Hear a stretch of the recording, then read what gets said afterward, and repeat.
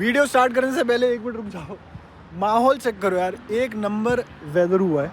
वो बर्लिन डोम है, TV tower, ये नया कैसल, एक्सटर्नल मिनिस्ट्री और ये स्प्रे रिवर। तो यार मैं आपको बता दूं, अगर आप बैचलर्स पढ़ना चाहते हो प्लीज़ ये वीडियो सेव करके रखना, बिकॉज मैं इतना डिटेल में जाऊंगा, फाइनेंशियली आपको हर एक चीज़ के बारे में बताने वाला हूँ। एक और चीज़, मैं आ रहा हूँ इंडिया। ये जो शहर देख रहे हो अभी आप स्क्रीन पे, इन 12 शहरों में मैं अपने इवेंट रखा है मैंने। आप आओ, इवेंट का पार्ट बनो। आपके जो भी क्वेश्चंस होंगे कि जर्मनी में मैं कैसे पढ़ सकता हूँ, फाइनेंशियल प्लानिंग कैसे कर सकते हैं, कौन से कोर्स सिलेक्शन पे मेरा करियर ज़्यादा ब्राइट हो सकता है, सॉर्ट आफ्टर जॉब्स कौन से फील्ड में है, यहाँ पर सर्वाइव कैसे करते हैं, आपके जो भी प्रॉब्लम्स है, इवेंट में आओ, हम लोग इवेंट में मिल के बात करेंगे। तो यार टिकट्स बहुत लिमिटेड है और हो सकता है टिकट्स अगले 20 दिन में बंद भी हो जाए, बिकॉज हर शहर में हमारे पास एक लिमिटेशन है। इसलिए टिकट्स के लिंक इस वीडियो के डिस्क्रिप्शन में डाल रखी है मैंने, तो वहाँ से आप टिकट खरीद सकते हो। और guys welcome back once again. अगर आप मेरे चैनल पे नए हो, मेरा नाम निखिलेश है और मैं बर्लिन में रहता हूँ। इस वक्त मेरे पीछे आप जो देख रहे हो, ये पूरा हुम्बोल्ट का जस्टिस फैकल्टी है। और हुम्बोल्ट की जो मेन यूनिवर्सिटी, हुम्बोल्ट एक यूनिवर्सिटी बहुत फेमस, वर्ल्ड क्लास फेमस है, उसकी जो मेन बिल्डिंग है उस साइड पे। आज का वीडियो मैं स्पेशली पेरेंट्स के लिए बना रहा हूँ। अगर आप एक स्टूडेंट हो जो अभी 10th में पढ़ रहे हो, 11th में पढ़ रहे हो, 12th में पढ़ रहे हो या फर्स्ट ईयर ऑफ बैचलर्स कर रहे हो, ये वीडियो आपके लिए, ताकि आपको मैं एक अच्छी खासी फाइनेंशियल प्लानिंग की एक एडवाइस दे सकूँ, जो हमने एक्सपीरियंस करा है पिछले लास्ट 3-4 साल में इतने सारे स्टूडेंट्स को हैंडल करते हुए। तो मैं ट्राई करूँगा आपको जितनी ज़्यादा से ज़्यादा नंबर्स में बात कर पाऊँ, छोटी छोटी डिटेल्स में जाने वाला हूँ मैं आज। तो ये वीडियो सेव करके रखो, अपने पेरेंट्स को दिखाओ कि देखो भैया इतना इतना पैसा लगेगा। एक चीज़ क्लियर करना चाहता हूँ मैं, ये वीडियो उन लोगों के लिए जो स्टूडेंट कोलीग के रास्ते से अंदर आने के लिए ट्राई कर रहे हैं। 12th ख़त्म करने के बाद 13th ईयर यहाँ करने का प्लानिंग अगर चल रहा है, तो ये वीडियो उस हिसाब से मैंने डिज़ाइन किया है। आपकी फाइनेंशियल प्लानिंग उस हिसाब से मैंने डिज़ाइन करी है। इस वीडियो में मैं जो नंबर बात करने वाला हूँ, मैं अभी एक डिस्क्लेमर देना चाहता हूँ। हो सकता है जब आप अपना प्लानिंग कर रहे हो तो नंबर ऊपर नीचे हो। ये मेरे एक्सपीरियंस पे, मेरे जितने भी स्टूडेंट्स हैं जो मेंटोरशिप के थ्रू आए हुए हैं, मैं उनका एक्सपीरियंस आपको यहाँ पर शेयर करूँगा। सबसे कम दाम में हम कैसे जर्मनी आके बैचलर्स कर सकें, आज का वीडियो का फोकस एग्जैक्टली यही है। तो यार लेटली मेरे ऐसे भी एक्सपीरियंस हुए कि काफ़ी स्टूडेंट्स जर्मनी आके जर्मन लैंग्वेज नहीं पढ़ सकते बिकॉज उनको फाइनेंशियली ट्रबल है, मतलब फाइनेंशियली वो उतने स्ट्रांग नहीं है कि वो जर्मनी आके यहाँ पर आके लैंग्वेज कर सके। कोई बात नहीं, अगर आपको इंडिया में भी पढ़ना है, आप इंडिया में भी C1 लेवल तक का जर्मन लैंग्वेज पढ़ो गोएथे से, अपने आप को गोएथे के थ्रू सर्टिफाई करवाओ।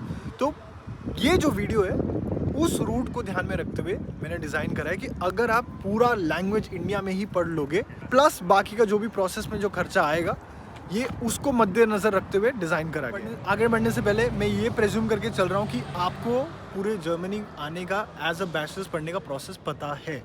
स्टूडेंट को लिए क्या होता है, ऑफनामा क्या होता है, FSP की एग्ज़ाम क्या होती है, ये सब कुछ पता है। तब आप ये वीडियो देखो, तब आपको ज़्यादा मज़ा आएगा और ज़्यादा समझ में भी आएगा। जैसे कि हमें पता है कि हम 12th करके डायरेक्ट बैचलर्स पढ़ने नहीं आ सकते, बीच में एक हर्डल है which is student colleague. Student colleague करने के लिए जर्मन लैंग्वेज आनी चाहिए। स्टूडेंट कोलीग में घुसने के लिए ऑफनामा प्रूफिंग एग्जाम क्लियर करना ज़रूरी है, और वो क्लियर करने के लिए जर्मन लैंग्वेज आनी चाहिए। अब वो लैंग्वेज कहाँ पढ़ोगे? कुछ स्टूडेंट्स जो फाइनेंशियली स्ट्रांग है वो ये प्रेफर करते हैं कि वो आधा इंडिया में पढ़ लें और आधा जर्मनी आके पढ़ लें। ऐसे भी स्टूडेंट्स मैं देखा हूँ जो पूरा लैंग्वेज वहाँ पढ़ के आते हैं इंडिया में। बट प्रॉब्लम उसकी ये हो जाती है कि जब आप इस माहौल से बाहर पढ़ते हो, तो जब आप यहाँ आते हो तो आपको कुछ और ही रियलिटी नज़र आती है। ये ऐसे मेरे एक्सपीरियंस में मैंने देखा है स्टूडेंट्स को कि वो पूरा लैंग्वेज कहीं और पढ़ के आ रहे हैं जर्मनी के बाहर से, बिकॉज उनको कभी माहौल नहीं मिला। तो वो जो प्रोनाउंसिएशन होती है, जो ग्रास्पिंग पावर होती है, वो थोड़ी वीक होती है इनिशियल डेज में, बट पूरा प्रॉब्लम नहीं होती कभी। मेरे लिए ये पूरा process pre arrival post arrival में डिवाइडेड है। प्री अराइवल मतलब जर्मनी आने से पहले आप क्या क्या करते हो, उसमें 2 हिस्से, प्री एडमिशन और post admission. Pre admission, admission मिलने तक या एडमिशन मिलने के लिए स्टूडेंट कोलीग में आपको क्या क्या काम करना पड़ता है। सबसे पहला काम है आपका जर्मन लैंग्वेज सीखना। मेरा प्रेफरेंस यही होगा, आप गोएथे जाके जर्मन लैंग्वेज सीखो।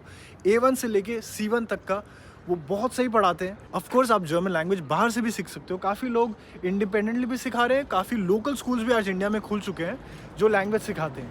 मेरा प्रेफरेंस ये होता है कि आप गोएथे इंस्टीट्यूशन जाके ही पढ़ो, बिकॉज एग्ज़ाम की बारी आती है जब देने की, तो वो अपने इंटरनल स्टूडेंट्स को ज़्यादा प्रेफरेंस देते हैं। पहले जो प्री एडमिशन है उसमें इमेजिन करो 3 बकेट है।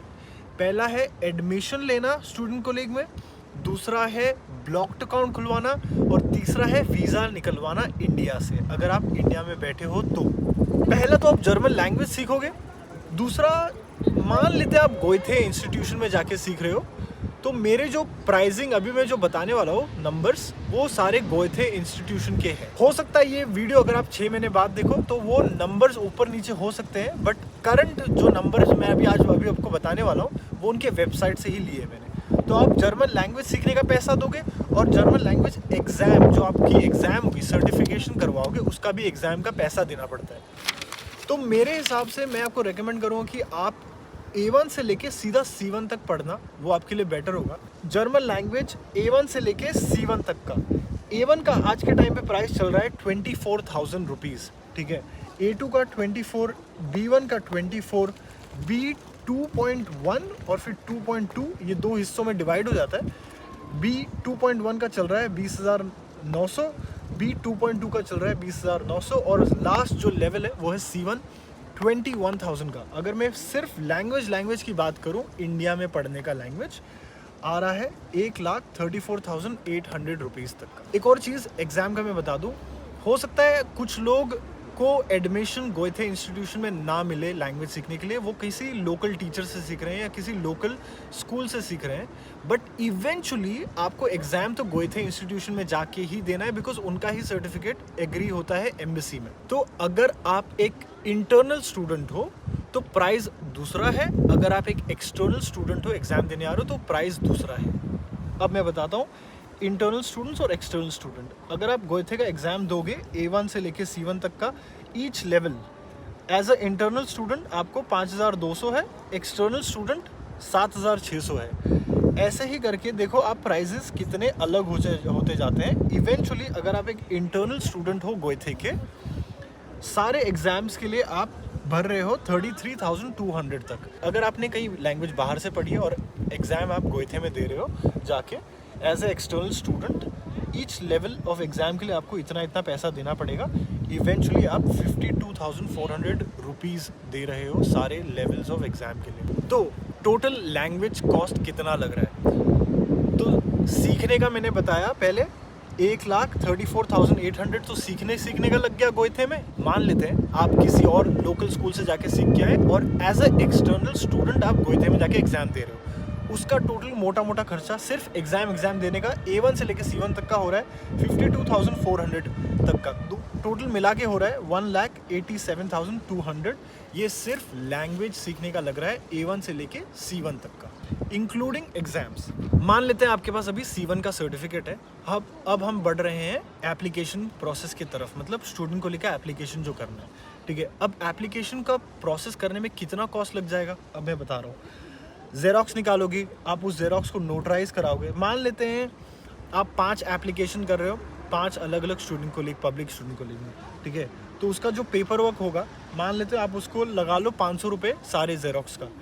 नोटरी करवाने जाओगे किसी लॉयर के पास, उसका मान लेते हैं लगा लो 1,500 रुपये।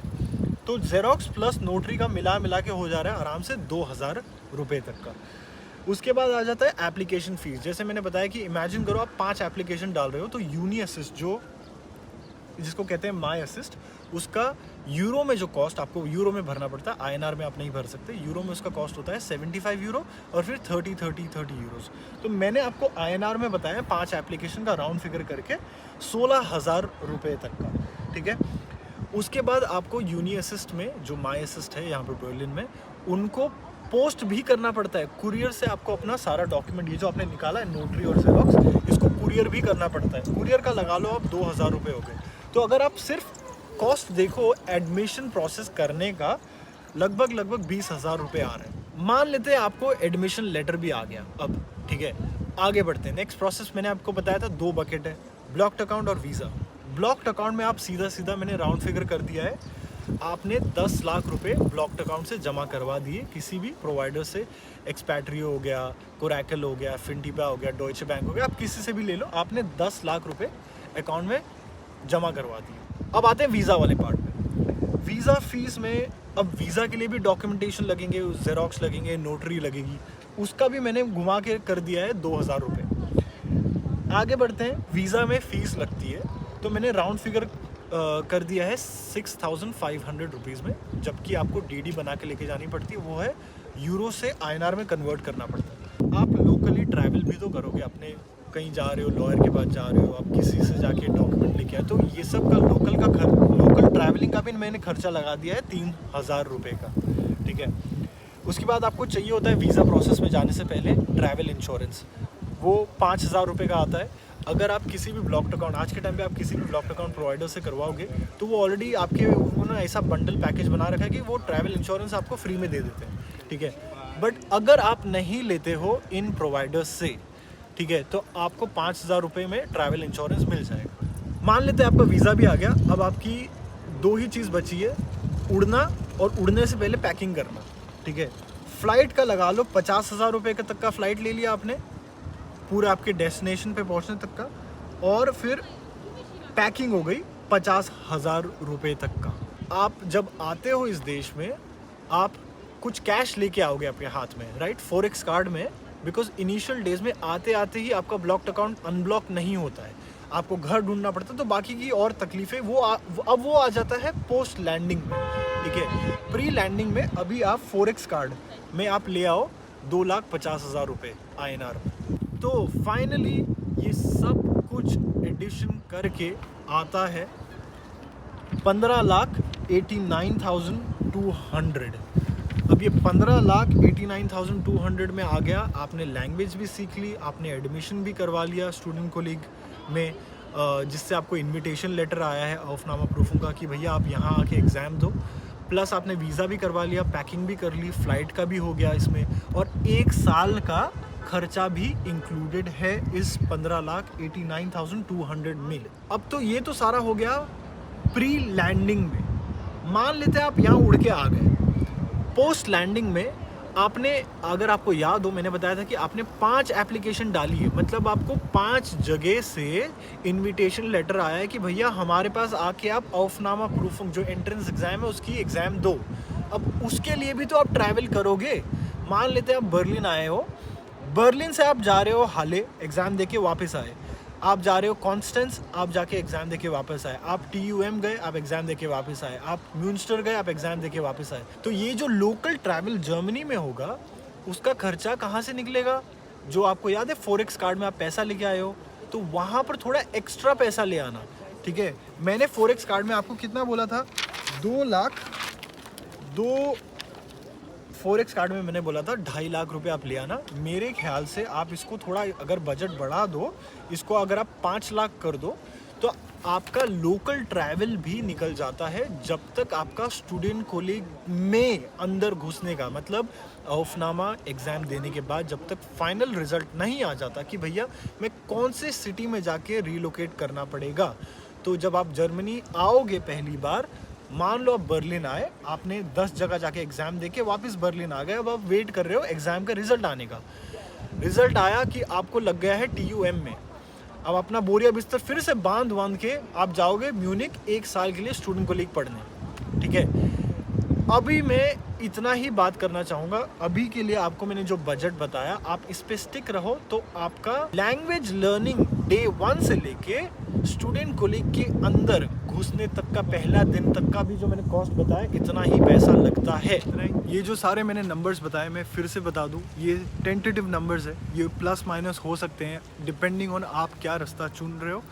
मैंने जो देखा है अभी, जो मैंने सब कुछ अभी जो बताया, ये well tried and true method है। हमारे यहाँ स्टूडेंट्स इतने बजट में उनका काम हो गया है, ठीक है, वो ऑलरेडी अभी बैचलर्स शुरू कर दिए हैं। तो बस इतना ही कहना चाहूँगा अभी के लिए, सिर्फ इतना ही। अगर आपको वीडियो पसंद आया तो यार एक लाइक बटन दबा देना, और भूलना नहीं, इवेंट कर रहा हूँ मैं इंडिया में, आप आओ, अपने पेरेंट्स को लेके आओ, अपने भाई बहन को लेके आओ, किसी को भी ले आओ इवेंट में, वहाँ पर आराम से बात कर सकते हैं, ठीक है। फिर अगली बार मिलते हैं, बाय बाय।